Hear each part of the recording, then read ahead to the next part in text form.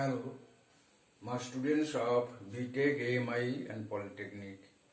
Today I will discuss about circuit theory. Circuit theory means I want to discuss about the fundamental items on electrical circuit. That is Ohm's law. What is Ohm's law? Ohm's law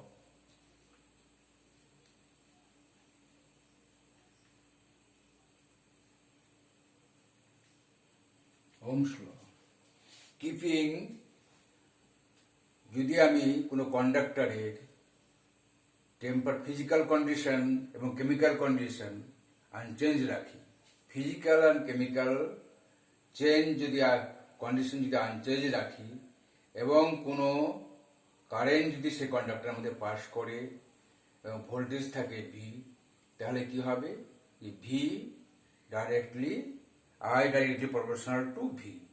I directly proportional to V. If আমি এটা লিখে দিচ্ছি, if the physical and chemical condition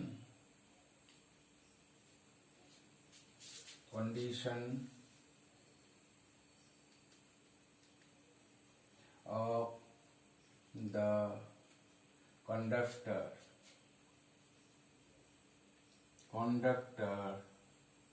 kept unchanged,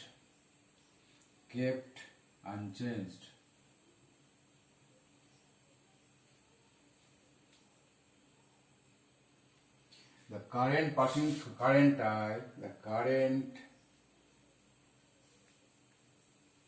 I passing through the conductor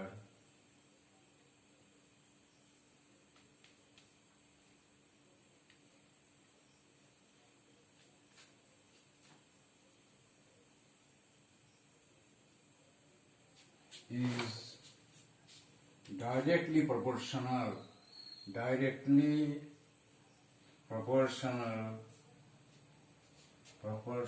to the applied voltage, proportional to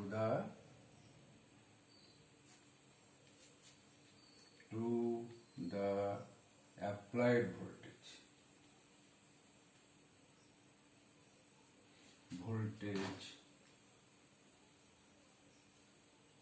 V. Suppose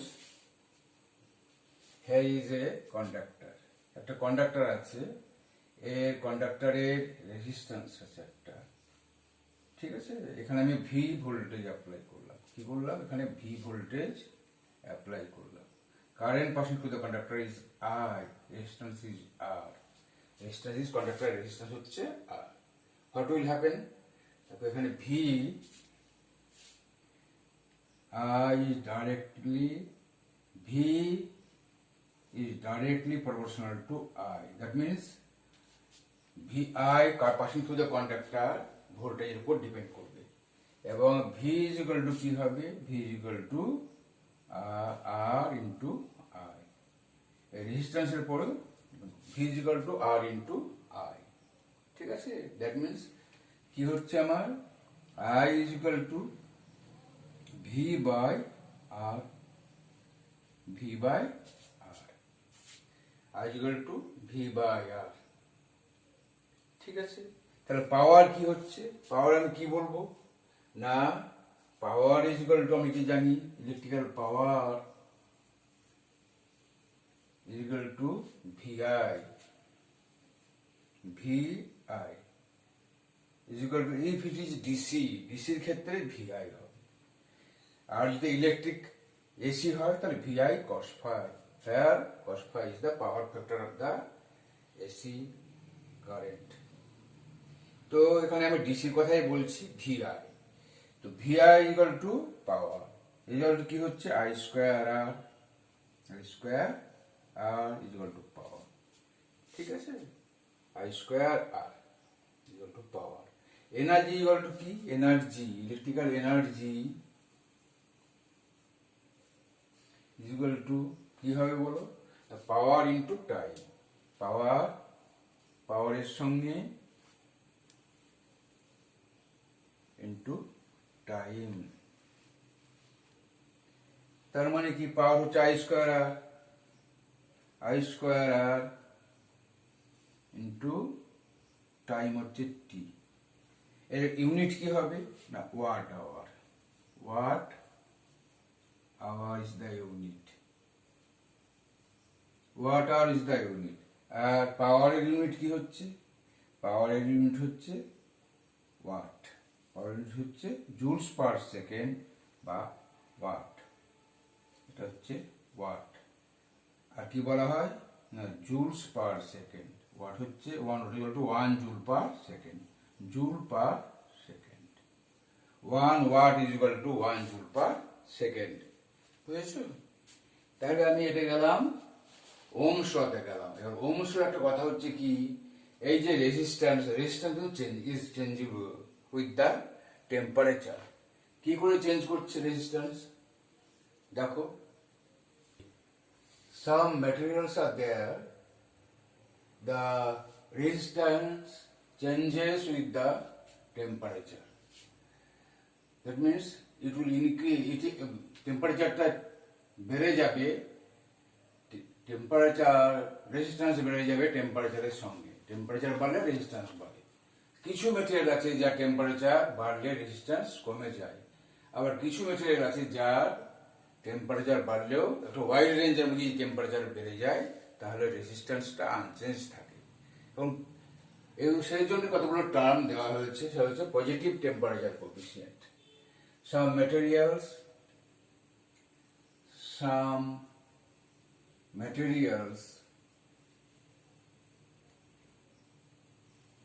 whose resistance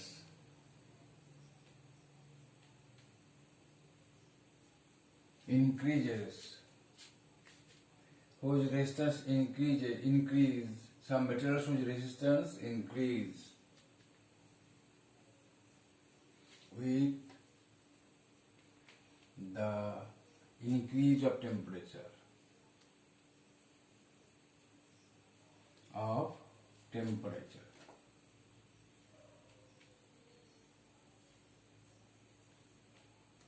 This material is called positive temperature coefficient.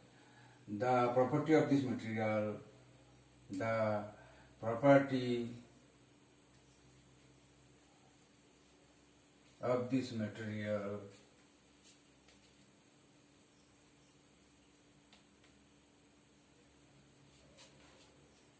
is called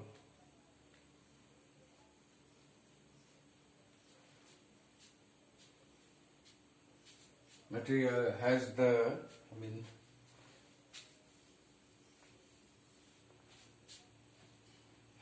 property of material has the property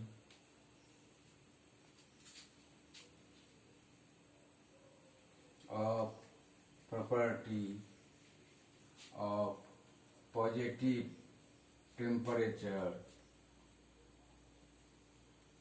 temperature coefficient. That means if যদি temperature বাড়িয়ে দেওয়া হয় তাহলে কি হবে, এই রেজিস্ট্যান্সের temperature বেড়ে যাবে। ধরো আমি ধরে নিচ্ছি যে 0 ডিগ্রি সেন্টিগ্রেড তাপমাত্রায় R0, resistance R0 at 0 degree centigrade. Say resistance 0 at 0 degree centigrade and RT at T degree centigrade temperature. Then what will happen? RT minus R0 directly proportional to RT minus R0 কি হবে? RT minus R0 directly proportional to R0. Initial resistance যা থাকবে তার সঙ্গে directly proportional, and again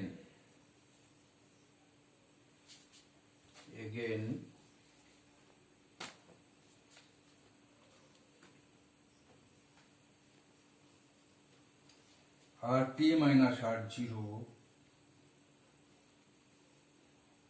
is directly proportional to temperature T. Directly proportional to temperature T. ঠিক আছে? আর therefore RT minus R0, therefore RT temperature সঙ্গে যে আমি রেজিস্ট্যান্সটা temperature বাড়লে পর চেঞ্জ হচ্ছে, সেই RT minus R0 is directly proportional to কি পাচ্ছি আমরা? R0T. R0T বেসিক রেজিস্ট্যান্স ছিল 0 ডিগ্রিতে R0, পরে কি হলো যে টির সঙ্গে এই চেঞ্জ হচ্ছে RT minus R0, RT বেড়ে গেল RT, তো RT minus R0 কতটা বাড়লো resistance, directly proportional to T, then RT minus R0 directly proportional to R0T, ঠিক আছে? R0T directly proportional to, then RT minus R0 আমরা কি পাচ্ছি না temperature coefficient, that means alpha zero, temperature coefficient কাকে বলা হচ্ছে? Alpha zero. therefore temperature coefficient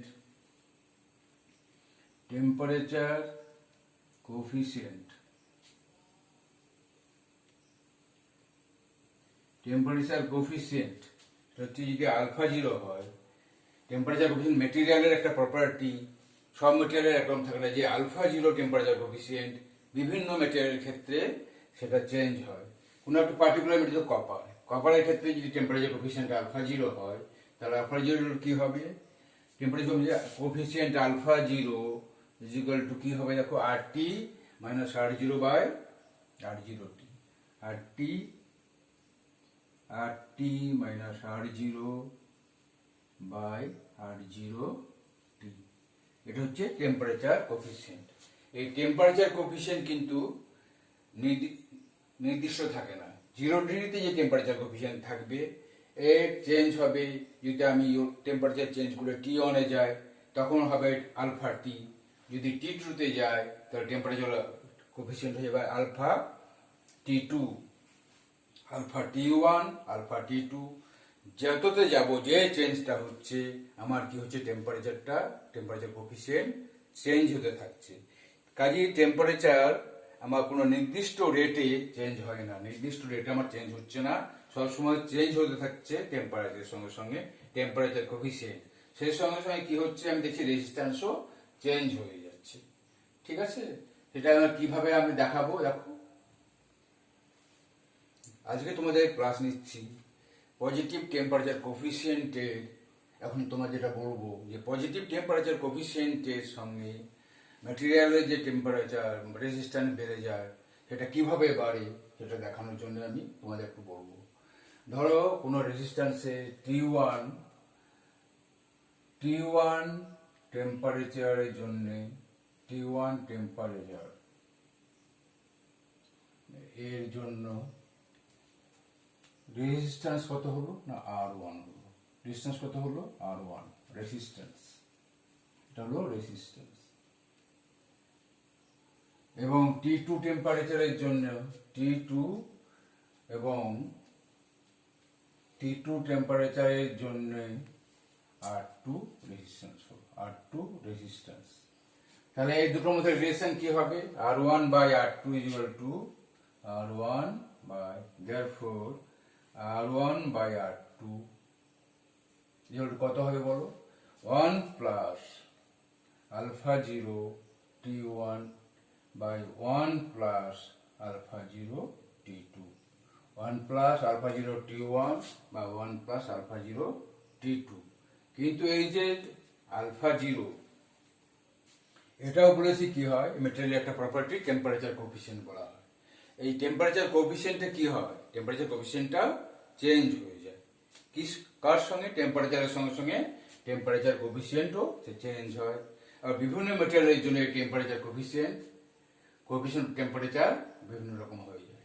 কাজেই যদি আমার টেম্পারেচার T2 হয় তখন কি হবে এটা দেখো, আলফা 2 কি হবে? আলফা 2 হচ্ছে temperature coefficient of temperature, coefficient of temperature, temperature at T2 degree centigrade, at T2 degree, T2 at T2 আর alpha 1 যদি হয় alpha 1 coefficient of temperature at T1 at T1 তাহলে আমরা একটা সম্পর্ক পাওয়া যাবে। কি সম্পর্ক পাওয়া যাবে? alpha 2, therefore alpha 2 equal to কি হবে না alpha 1 আমি জানি, alpha 2 আমাকে জানতে হবে। তাহলে alpha 1 by কি করে বার করবে 1 plus T2 minus T1 alpha 1 alpha 1 by 1 plus T2 minus T1 into alpha 1 এখান থেকে আমি কি বার করব alpha 2 কোএফিশিয়েন্ট টেম্পারেচার। কোন একটা পার্টিকুলার টেম্পারেচারে আমাকে কোএফিশিয়েন্ট অফ টেম্পারেচার জানতে হবে। যখন কোনো অঙ্ক করতে দেওয়া হবে তোমাদের তখন কি করবে না যে কোন টেম্পারেচারে এবং সেখানে তোমাদের কোএফিশিয়েন্ট টেম্পারেচারটা যদি মেনশন করা থাকে তবে অবশ্যই তোমাদেরকে বার করতে হবে। যদি কোএফিশিয়েন্ট টেম্পারেচারের কথা মেনশন না থাকে তাহলে তোমাদের সাধারণভাবে ক্যালকুলেট করে তোমার রেজিস্ট্যান্সটা বার করে দেবে। যদি কোএফিশিয়েন্ট অফ টেম্পারেচার দেওয়া থাকে তোমাদের জানার জন্যই ওয়াকাবিহল হওয়ার জন্য আমি বলছি যে কোএফিশিয়েন্ট অফ টেম্পারেচার কি হয় টেম্পারেচারের সঙ্গে সঙ্গে চেঞ্জ হয় এবং সেই সঙ্গে সঙ্গে রেজিস্ট্যান্সও পাল্টে যায়। কিভাবে পাল্টে যায় ইকুয়েশন থেকে তোমরা বুঝতে পারলে, ইকুয়েশন থেকে তোমাদের আমি দেখিয়ে দিলাম। এবার প্রশ্ন আসছে কি negative temperature coefficient. Negative temperature কোএফিশিয়েন্টটা কি? হ্যালো স্টুডেন্টস, তোমাদের আমি এবার নেগেটিভ টেম্পারেচার কোএফিশিয়েন্ট সম্বন্ধে বলি। এই বেসিক জিনিসগুলো বলার পরে আমি ধীরে ধীরে তোমাদের সার্কিটের দিকে যাব। সার্কিট ক্যালকুলেশন, সার্কিট কিভাবে ডিজাইন করতে হয়, কী করতে হয় না করতে হয়, সব সার্কিট বিষয়ক যত কিছু আছে সেসব সম্বন্ধে আমি যাব। তার আগে বিভিন্ন থিওরেম আছে, যেমন Norton's theorem, Thevenin's theorem, maximum power transfer theorem, সব নানান ধরনের থিওরেম আছে, সেগুলোও দেখাবো। স্টার ডেল্টা ট্রান্সফরমেশন, অনেক কিছু সার্কিটের মধ্যে আছে, সেসব আমি এসি সার্কিট, ডিসি সার্কিট সব কিছু তোমাদের আমি বলতে থাকবো। তার আগে আমি তোমাদের কি দেখাচ্ছি না আমি বেসিক জিনিস কয়েকটা জানিয়ে দিই যাতে তোমাদের বুঝতে সুবিধা কি করে চেঞ্জ হচ্ছে। এখন হচ্ছে negative temperature coefficient. Now I am discussing with negative temperature coefficient. Negative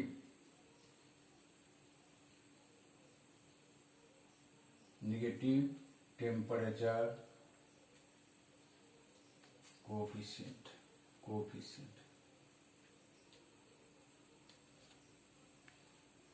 কি জিনিস?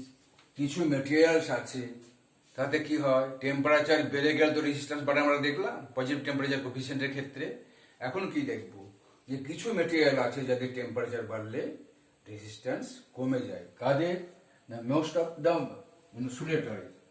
ইনসুলেটর কেমন? সাম materials like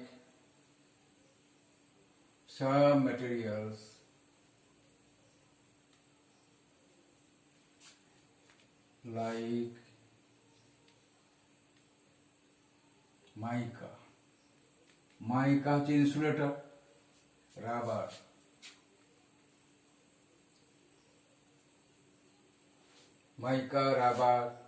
etcetera.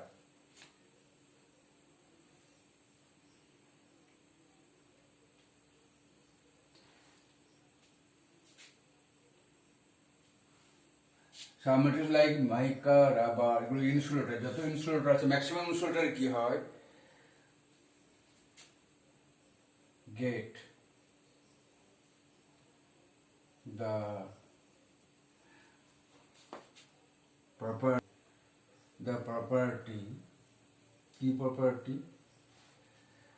get the property যে টেম্পারেচার বাড়ার সঙ্গে সঙ্গে এদের টেম্পারেচার বাড়লে কি হবে রেজিস্ট্যান্সটা কমে যাবে।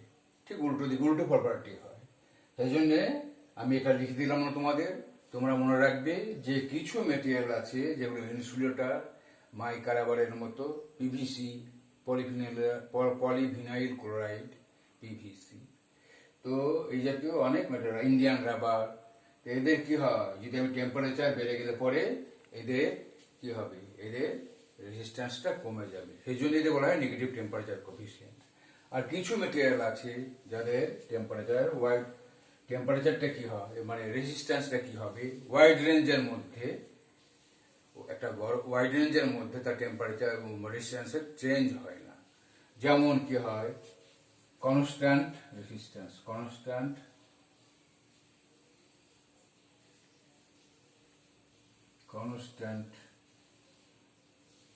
রেটিং অফ রেজিস্ট্যান্স কাদের কাদের হয় দেখো, যে মেটেরিয়ালগুলো যেমন Eureka, constant rating of material rating of resistance over a wide range, আমি কিছু লিখছি না, ওয়াইড রেঞ্জ। এর হচ্ছে যেমন ইউরেকা আছে, EUREK, eureka, manganin, কনস্ট্যান্টান, eureka, manganin, এই মেটেরিয়ালগুলো ম্যাঙ্গানিন, কনস্ট্যান্টান,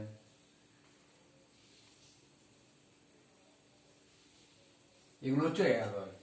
এই অ্যালয়গুলোর কি হয়, এই অ্যালয়গুলো যদি টেম্পারেচার ওয়াইড রেঞ্জের মধ্যে টেম্পারেচার তোমার বেড়ে গেল, টেম্পারেচার বাড়লেও তোমার কি হয়, রেজিস্ট্যান্সের খুব একটা চেঞ্জ হয় না, এই জিনিসটা তোমার মনে রাখবে। এগুলো রেজিস্ট্যান্স হিসাবে ব্যবহার করা হয়।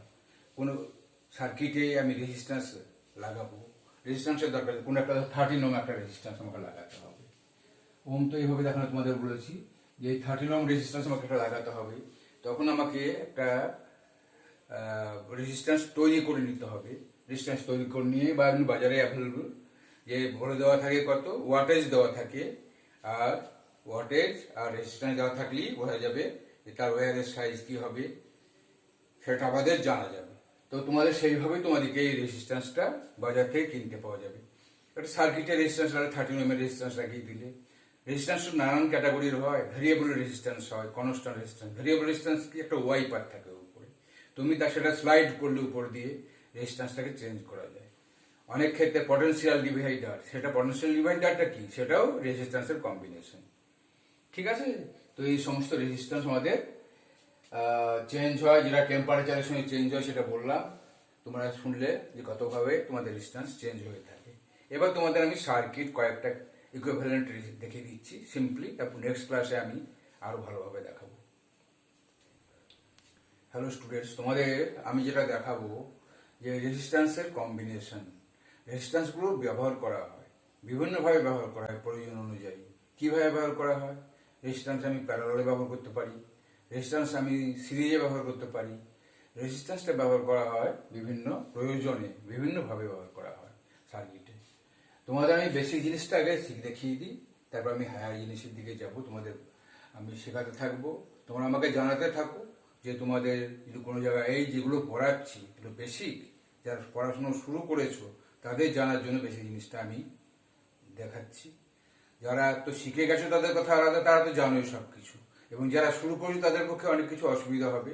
আমি আস্তে আস্তে এগিয়ে যাব এবং তোমাদেরকে হায়ার জিনিসের দিকে নিয়ে যাব। ঠিক আছে, তো তোমার রেজিস্ট্যান্সটা কিভাবে কম্বাইন করা হয়। ধরো একটা রেজিস্ট্যান্স আছে,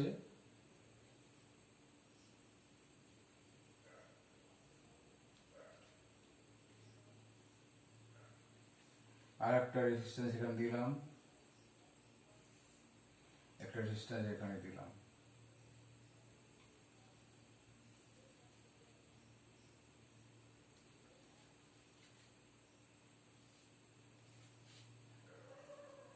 এখানে একটা ভোল্টেজ সোর্স দেওয়া হলো। ভোল্টেজ সোর্স কি, ধরো ব্যাটারি দিলাম, তার নেগেটিভ পজিটিভ, নেগেটিভ পজিটিভ। হ্যাঁ, এখানে দেওয়া আছে ভি ভোল্ট, এখানে কি দেওয়া হলো, ভি ভোল্ট দেওয়া হলো। এখানে কারেন্ট কি যাচ্ছে, এটা পজিটিভ, কারেন্ট যাবে এদিকে, কনভেনশনাল কারেন্ট, এটা হচ্ছে আই, কনভেনশনাল কারেন্ট হচ্ছে এদিকে, আর ইলেকট্রন ফ্লো হবে এদিকে। তো কনভেনশনাল কারেন্টে যাচ্ছে এদিকে, এদিকে কি হবে, ধরো এটা হচ্ছে ফার্স্ট সার্কিট I1, এটা হচ্ছে I2, এটা হচ্ছে I3। এখন যদি তোমাকে বলে যে রেজিস্ট্যান্স গুলো মেজার করতে, ধরো এখানে দেওয়া আছে 4 ওহম, এখানে দেওয়া আছে কত, 4 ওহম, 4 ওহম, এখানেও 4 ওহম দেওয়া আছে।